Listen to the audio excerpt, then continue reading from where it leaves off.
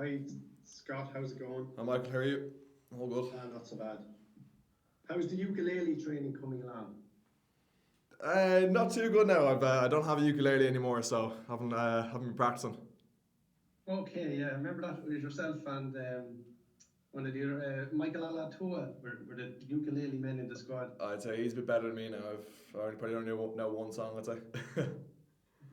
Very good.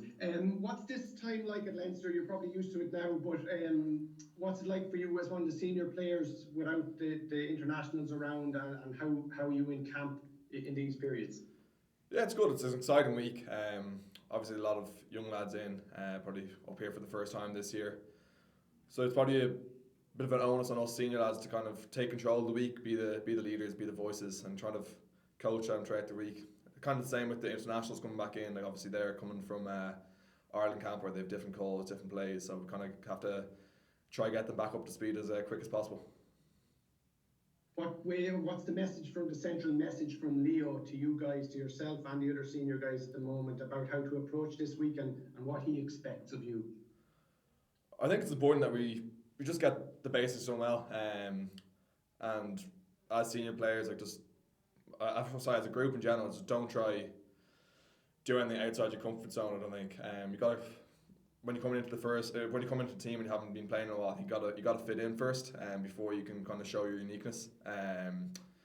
You don't want to be coming in and messing up whatever we've been planning throughout the week. So it's important, I think, that everyone just understands what the game plan is, and then from there you can show what you're about while helping the team. It's important that people don't go off and by themselves trying to do something miraculous. Yeah, no, I understand that. Just for a guy in your situation, an Irish professional trying to kind of break into the wider international squad, how does that work out between being a team player and making sure that you stand out so that the next time there is a discussion around Ireland training camps and all that, that you're in the mix? Yeah, I think it's as I said, it's just about doing the basics well. So when you get your opportunities in the game to carry, tackle, hit rucks hard, as a backrow in particular, I think that's what you got to strive yourself on. It's about doing those basics well. So you don't be greedy and trying to push people away from the ball, or whatever, or try or mess up an attacking shape. But I think when you get opportunities to impact the game, that you impact it well. How do you enjoy the Six Nations? How do you watch it? Is it possible to look at it as a fan? Did you go to the England match, for example, with your fans or with your friends? What's it like as an Irish pro looking at the Six Nations when you see everybody else getting such enjoyment out of it? How do you view it? Yeah, obviously I want to be there myself, along with the rest of the lads who aren't in there at the moment. But I think it's you can watch as a fan as well. Obviously, we're all Irish. We all want to see the team do well, and obviously at the end of the day, they're all our teammates. We want them to do well. But yeah, you got to look at it in a way that you want to learn from what they're doing. Not just Irish, looking at the other teams, the French, the Italians, English, Scottish. You want to see what they're doing, try to learn from what they're doing, or try to implement it into our own game here in Leinster. But yeah, as you said, it can be tough. It can be tough watching. Obviously, you want to be there yourself, but I think at the end of the day, you can't let it frustrate you. Like you want to see the lads as well, just as well. It's a pretty exciting tournament when you look up around, and the match in Twickenham at the weekend as well, and it's kind of hard to predict what's going to happen. Yeah, it was that Twickenham game was pretty amazing. It just shows the quality of the Six Nations. Like all the teams are this year are pretty competitive. Ireland look pretty promising, but like they've been tested, especially that first game against England. Um, it just shows that it's anyone's game still, really. And there's three big games left for them. What about Ospreys this weekend? What's the danger areas? What have you identified as their main dangers? Yeah, they're a pretty physical team. They didn't get off to the best start this season, but they're unbeaten in their last five games, and they put in a pretty impressive performance against Ibiza there a few weeks ago. So we know what they're all about. They're going to be very physical in defence. They've got some really good pack rowers and Tipperick, Morgan Morris. So no, they're going to be really up for it. They want to keep that probably unbeaten run up. But so do we. We want to go over there and get 5 points. I think these games are really important. Obviously, we've secured a home or home last 16 against Harlequins in when is it, April. But we want to do the same in the URC. It makes a really big difference having those home quarters, home semis. I think these games you really need to strive for getting those 5 points while the internationals away. That's super, Scott. Thanks very much for your time and best of luck at the weekend. Thanks, Michael. Cheers.